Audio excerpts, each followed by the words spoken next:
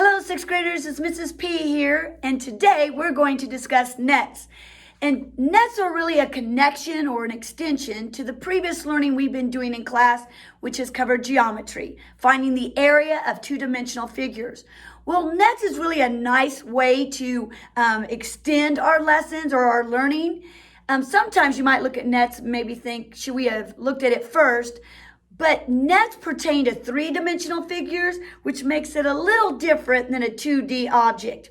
So we've been working on finding the area of two-dimensional figures, which are just flat objects that only have two dimensions to them, a length and a width, a height and a width, a length and a width, only two dimensions. Well, we're now going to be moving on to three-dimensional figures and trying to find area of those things in a different type of area, because now we're going to want to cover an entire surface of a three-dimensional figure, not just a two-dimensional figure. So to start that off, here's your video for today on Monday, which is October the 5th. Mrs. P is going to put up this video along with this Google slide presentation for you to watch. And this presentation is going to go over some information that Mrs. P thinks is very important for you to know when we start thinking about three-dimensional figures and things that we can use to help us, called mathematical tools, that help us figure out what we can do with these nets when it pertains to three-dimensional figures. So Ms. P will have a YouTube video up here for you, and I'm going to start off with giving you some vocabulary words, and of course, just a lovely image of a three-dimensional object and how those vocabulary words are attached to that three-dimensional object. So some vocabulary words we're going to start using are, of course, the word nets. And I tease kids all the time. This isn't butterfly nets. This isn't your fishing net. Totally different net. Mathematical nets are used for geometric objects in mathematics, which means they are used for size and shapes of figures. Nets is a two-dimensional shape. It starts off as a two-dimensional shape that can be folded to form a three-dimensional shape or solid. So it's a two-dimensional object, a shape, a figure, like a square, and I can use that two-dimensional object to create a three-dimensional object if I have more than one of those two-dimensional objects. That net is also going to create a pattern that is made to help us figure out the surface of a three-dimensional figure when it's all laid out. So the perfect example, here I have a rectangular prism. But the perfect example of a net or a three-dimensional figure that most kids your age will know is what is called a cube. A cube is a six-sided figure made up of six different squares. That is a three-dimensional object. And if we unfold that cube and lay it flat, we should see six cubes that are connected together. And those six cubes are really made out of six squares, which make it really one cube, not six cubes. It's six squares that make one cube. And I should have had my little cube. I walk off camera now, but then I don't want to do that for you. But so a cube, like a sugar cube, if you've ever seen anybody put those in their coffee, you're probably just used to sugar out of the bag, so you may not even know what a sugar cube is. But a cube is a great three-dimensional object to use a net with. We're also going to talk about a polyhedron. A polyhedron is a solid figure with many plane faces, typically more than six. So a polyhedron is like a polygon that is made up of different figures and shapes that you put together to make a three-dimensional object. A polyhedra is many of those. So we're going to start talking about those when we talk about nets and these three-dimensional shapes. We're also going to learn what a face is, and not like the beautiful thing you have on your body, but a face is a flat surface of a solid. So ladies and gentlemen, this thing I have colored in purple is a face. Well, actually, there's six of those on that rectangular prism. There's a top and a bottom. There's a side, and there's a front and a back. So there's actually six of those beautiful things we call faces on this three-dimensional object. And we're going to work with those as we make our way through nets and our discussion of three-dimensional figures. There's also a thing called edges, and these are the lines at which faces meet. So if you see this face, you see that it meets the next face right along this line, which is called an edge. And so there are many edges to a three-dimensional figure. And we're going to move on and talk about that as well. There are also vertex, and we've already talked about this before. It is the point at which three or more edges meet. So that's called, in plural, it's vertices. So where these three edges meet, then you have a vertex. You can even have a vertex, ladies and gentlemen, if you're in a triangle and those 2 points meet. That is your vertex. That's where your 2 points meet, or your 2 edges meet to form a point. So that's your vertex. And then we're going to move our way this week through surface area, which is actually the measurement of the exposed surface of a solid three-dimensional shape. Well, sixth graders, we've worked on finding area of two-dimensional figures. So we can find the area, fingers crossed, of that rectangle. Now we're going to ask ourselves, what if I want to cover that whole figure? What if I want to cover that whole three-dimensional object? How am I going to find the area to cover that box? That's going to be called its surface area. And quite honestly, if we didn't have trouble with area, it should be rather easy for us, because all you're going to do is find the area of each one of the figures that are in your three-dimensional figure. So we're going to discuss that as we move on with the week. This video will be attached right there when you get in your Google Classroom. I then have another slide for you that says a little colorful unpacking of three-dimensional nets. A cute video from one of my favorite websites, Khan Academy. So you'll open this up, ladies and gentlemen. I can't remember how long it is. Maybe it's 3 or 4 minutes long. And in that video, you will then see a gentleman making nets and breaking nets apart. So you will see the figure, and then you will, as it's composed, and then you will see it when it becomes decomposed. And I'm going to try to show you that here in this video today. So there'll be a little video for you to watch. Then, of course, these are the pages we're going to be talking through. I would like for you to go over these. I would like for you to think about what's going on these pages, and I'm going to show them to you here in a moment. Once we get done discussing those, I do want you to try to write and figure out what we discussed on page 45 and 46 and fill those in for Mrs. P. And then, of course, I have a page for you to attach your homework to. So when we're talking about our homework, we're looking at how do we use this object called nets to make three-dimensional figures. And so I think it's a good idea for you to actually see some three-dimensional figures and nets before we even talk about how you find this item and how you figure its surface area. So these lovely things, sixth graders, are what are known as nets. And this is not the net. This is actually the three-dimensional figure. This right here is the net. So this is the composed net. This is the decomposed net. And we call this polyhedron because they're polygons that are formed into three-dimensional figures that we can take apart and put back together. That's the actual process of a polyhedron. A three-dimensional figure that you have put together called a cube. And then the net is what you do when you take it apart and you lay it out flat to see what figures it's made of, what two-dimensional figures it is made of. And so here's a few that are probably pretty common to you. A cube, a square-based pyramid, a cone, a cuboid, which is a cube again, but made out of rectangles and squares, a triangular prism. Perfect triangular prism that you all should be familiar with is a tent, like the camping tent you sleep in is a triangular prism, and a cylinder.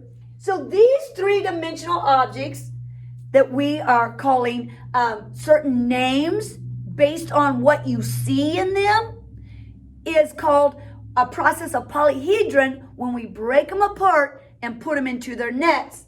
So we really have to remember a couple things, sixth graders, about geometry to really understand nets.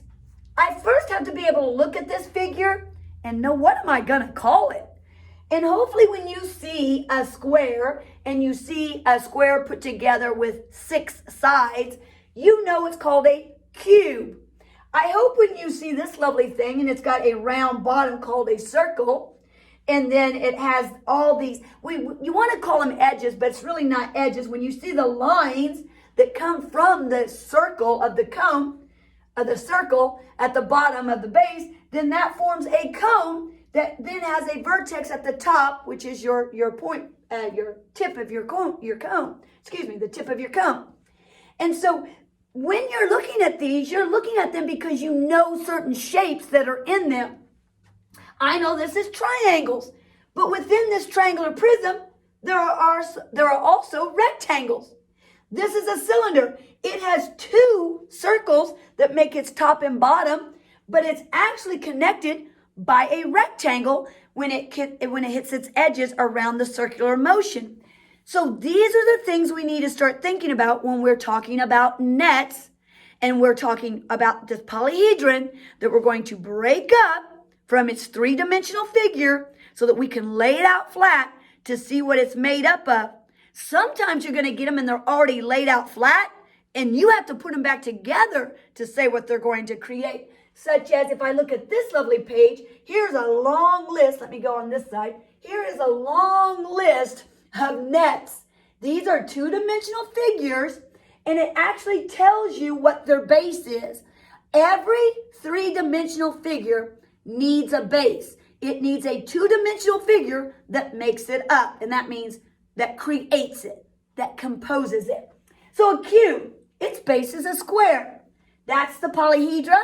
These are polyhedras, many. Polyhedron is one.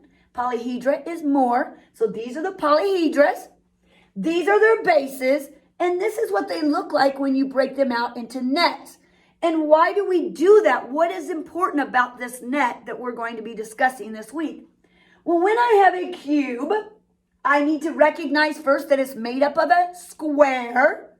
I then need to be able to recognize how many squares is it made up of. So if I take this cube and I look at all of its faces, I look at where it attaches at its edges and where the vertices are, I should be able to lay it out shape by shape, two-dimensional figure by two-dimensional figure, until it makes a net. Now, a net can look differently for different people. It depends on how you break it up. As long as it's connected, as long as when it lays out, you can put it back together to get your cube back. So every figure, three-dimensional figure, must start off with a base, a two-dimensional figure. And then the more of those we use to put together creates a three-dimensional figure known as a polyhedron. We then break it apart by looking at its base into its net so that we can eventually, sixth graders, go on to find the surface area of these figures. We want to know, that's the present to my grandma for her 80th birthday. How am I going to wrap that up with wrapping paper? How much wrapping paper do I need to wrap up my grandma's birthday present? That's the whole purpose of this little lesson we're going to do this week on nets, three-dimensional figures, and surface area. So what I'd like for you to do today, and I'm going to go back to my slide presentation really quick. This is the opening. You're going to find this video attached right here. You'll also find another little video of my favorite friends at Khan Academy showing you some nets. These are the homework pages we're going to talk about. These are the homework pages you're actually going to do. And these are the ones you're going to submit for Mrs. P. So now I want to go back to the homework pages we want to discuss. Now I don't believe, and I'll try. Oh, I can. Perfect. Last time it didn't let me write on there, so now I can. So this is great. So we're going to explore nets of three-dimensional figures, sixth graders, and that's going to work through, let me see how many pages. Pages 43, 44, 45, and 46, and 45 and 46 are your homework pages. So we're just going to talk right now about 43 and 44 just for a minute so that I can show you a net personally. So previously you learned all about area of two-dimensional figures. Everyone say, yes, Mrs. P, we have done that. In this lesson, you will learn about the surface area of figures, but they're no longer going to be 2D. They're no longer, and I wish I had this, I do, let me step off for one moment. They're no longer this. This is a two-dimensional figures, my Post-it note. They're no longer that. I don't want to just find the area of what lies right there on that Post-it note's face. That's the Post-it note's face. This is the Post-it note's edges. Post-it note Vertex. We're no longer using that flat surface. Instead, we are going to use, and I should dump out my pins or we're going to use three-dimensional figures. Now, this is Mrs. P's little paperclip holder off my desk. This is a three-dimensional figure. And what we're going to work on is trying to figure out what will cover that. If somebody wanted to trick Mrs. P one day and I came in and wanted to use my paperclip holder and they wrapped it all in paper, how much would it take to actually wrap my paperclip holder? So this is called, ladies and gentlemen, you can call this a rectangular prism because it's made up of rectangles, okay? It does have a square bottom and top or sides, but its base, what it sits on, and I'm going to use it this way to turn it, is a rectangle. Or I could say what it sets on is this square. So it could be a square prism, but it has mostly rectangular sides. So I'm going to call it a rectangular prism. And what I want to do or be able to do with this rectangular prism that I'm holding in my hand is find the surface area of that prism. And that means I want to figure out what it takes to cover it. Well, for some kids to do that, they need to realize, well, what's this made up of? So if we're just going to use Mrs. P, and what I want you to do is go ahead and you can use the example in the book. Well, really, let's just use this. This looks almost perfectly like this. So I'm going to use this. I'm going to pretend this is my paper clip holder, if that's okay with you. So let's look at this. I'm going to set this down. It says, you will learn about the surface area of three-dimensional figures. We're now going from Post-it note to paperclip holder.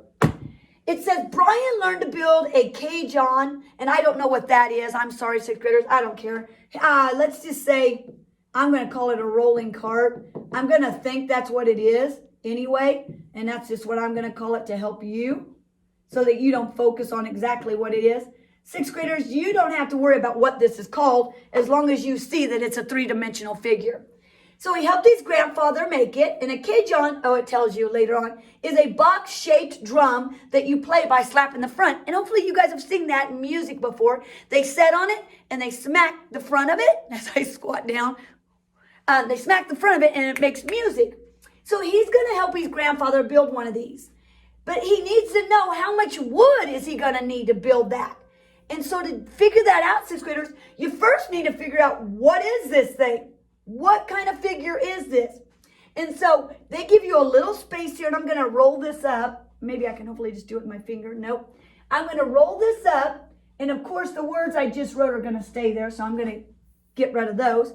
I'm going to roll this up, and I'm going to actually break this hopefully apart.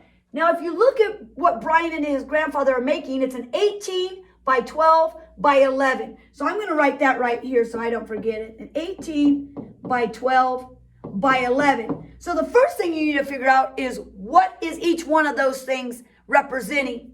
Well, 18 to Mrs. P looks like it's the height. 12 looks like it's the length. And 11 looks like it's the width. Now, sixth graders, it can be very different for you. You might change, and that's going to not go with me, is it? You could change where you put those things. You could turn it sideways, and maybe the 18 is your length. Where they're placed doesn't necessarily matter as long as you keep them in the same place for every shape, every figure that's in the three-dimensional figure. So I'm going to remake that. And of course, I won't make it like the computer because, well, I'm Mrs. P and I'm human. And mine won't look as good as what's in the book. So I'm going to make this shape. So there is the cajon. I'm just going to call it Mrs. P's paperclip holder. There's Mrs. P's paperclip holder. And I recall that it had on there that this was 18, that this was 12, and that this was 11. So I know this is a three-dimensional figure because it has 3 dimensions now. It's got more than 2 dimensions, like in our paper. It has 3 dimensions. It has a length, a width, and a height. Now, the difference between these figures that we're going to call nets are that sixth graders, there's more than one side to them. So there's more than one face. That's a face. That's an edge, and that's a vertex. And we're going to talk later about how we count those up and how we find them. What we really want to work on today, sixth graders, is figuring out, what will that look like if I break it apart? So I have to ask myself first, what kind of shapes do I see in my three-dimensional figure? Well, to Mrs. P, I see some rectangles and I see some squares. I hope you see those as well. It looks like my front of my box and the back of my box are made up of rectangles, and I always like to write it that way. Front, back. Those are rectangles. The front and the back look like they're rectangles. It also looks like the side and this other side would also be rectangles. So I always say side, side, and those are rectangles. Then I see the top and the bottom, top, bottom, and they look like they're squares. And so when we're thinking about that, three-dimensional figure, sixth graders, we want to look at every side that it's made of, every face that it's made of. And I can go ahead and work that out if I wanted to. I could ask you, sixth graders, how many faces are there? Well, if there's 1, 2, 3, 4 rectangles and 2 squares, that must mean that there are 6 faces because it is a rectangular prism. I can ask how many edges there are, and this is where it gets tricky for kids because sometimes they want to count them more than once. So don't do that. And I can't change my color besides red, so I'm going to use it. Look at your first face. Here is this rectangle. There's the rectangle. How many edges do you see on a rectangle? Well, 4. Top, bottom, side, side. So when I think about edges, I have to add them all up. So I've already said I've got 4, so I'm going to write 4 down here. Well, when I look at the next side, do I have 4 edges again in the rectangle? Now, this is where kids are going to say, yes, yes, yes. No, no, no, I don't. Remember, I already counted this one right here. So really, I only have 1, 2, 3. So I have 3 more edges. And if I go to the back side, again, I've already used this edge. So I would just have the top, bottom, and the other side. So then again, I only have 3. And now I'm on the other side, sixth graders. And I've already used this side and the back corner. So now I just have the top and the bottom. So then I only have 2. So hopefully Mrs. P did this right.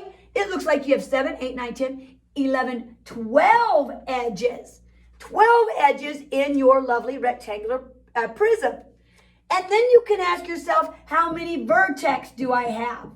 And remember, that's wherever you see lines that join together that create a point. Well, here's 1, there's 2, there's 3, there's 4. But if I have 4 on the top, I must have 4 on the bottom.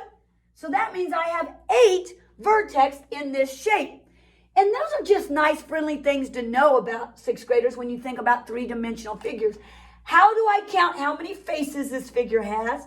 How do I count how many edges it has? How do I count how many vertex it has? And that's what you want to do on this grid. Only you can use Brian and his grandpa's Cajun if you want. You want to break that up. Then, of course, it's going to ask you a number of questions. And I'm not going to roll down to that yet because I do want to break this up and make it look like a net.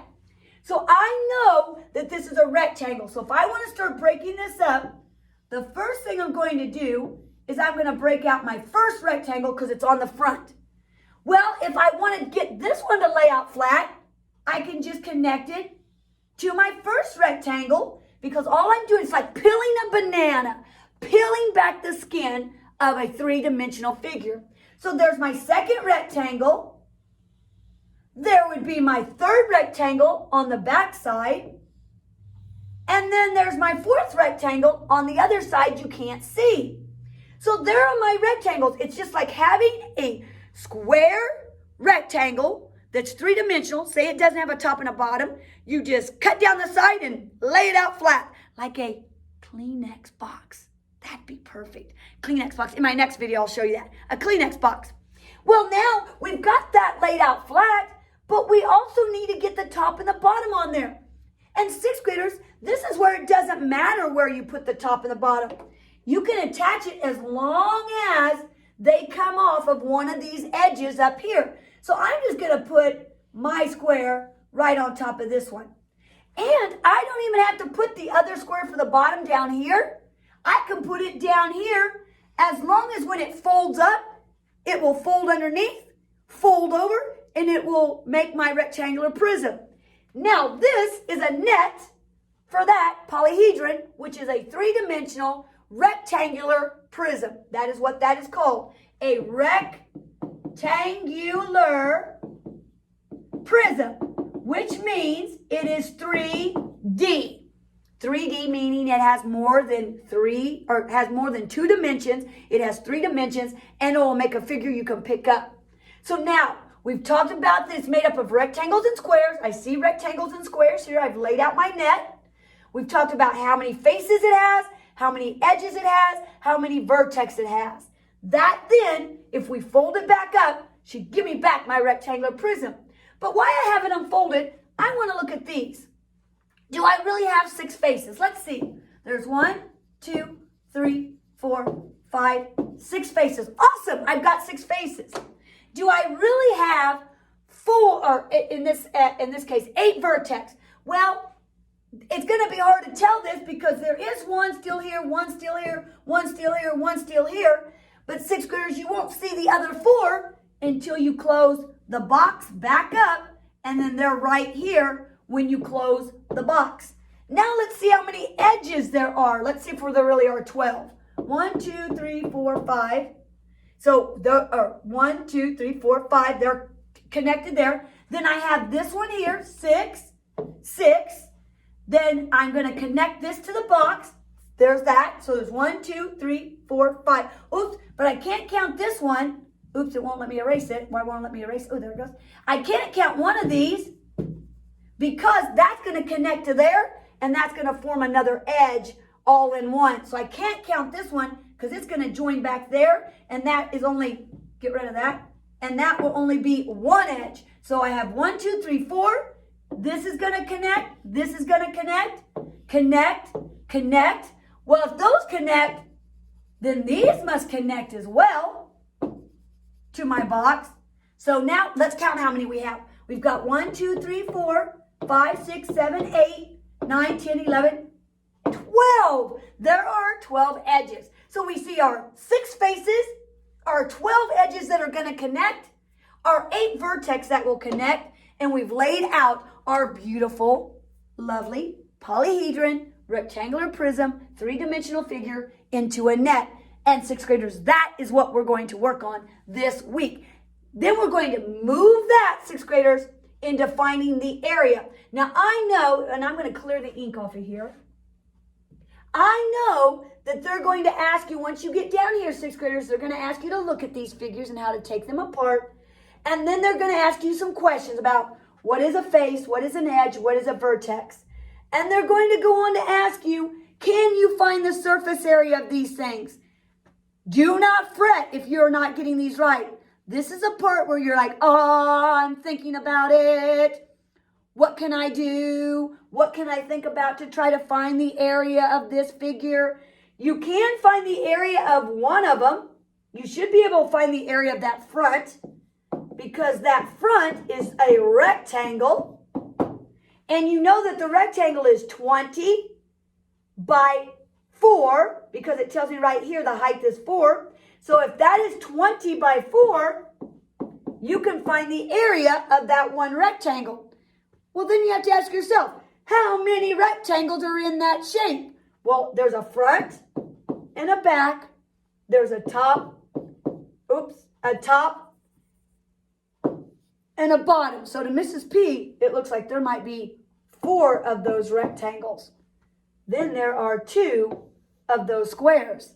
And you can see the square says it's 4 by 4. And you can find the area of the square by multiplying 4 by 4. But that's just a quick view. They're going to ask you some things, 6th graders, to do. Remember, I don't worry about homework being right. I worry about homework being attempted. So that's the video for today. Give you an introduction into nets. I know it's a lot. I'm going to do another video probably at least Wednesday, maybe Tuesday, Wednesday, who knows, maybe Thursday, Friday. Maybe I'll make a video every day. But I will continue this discussion about net and how we use them to find figures, make figures, and figure out their surface area. So that's it for today. If you have questions, remember, always get a hold of Mrs. P. You can contact me through my email anytime, any day. So until then,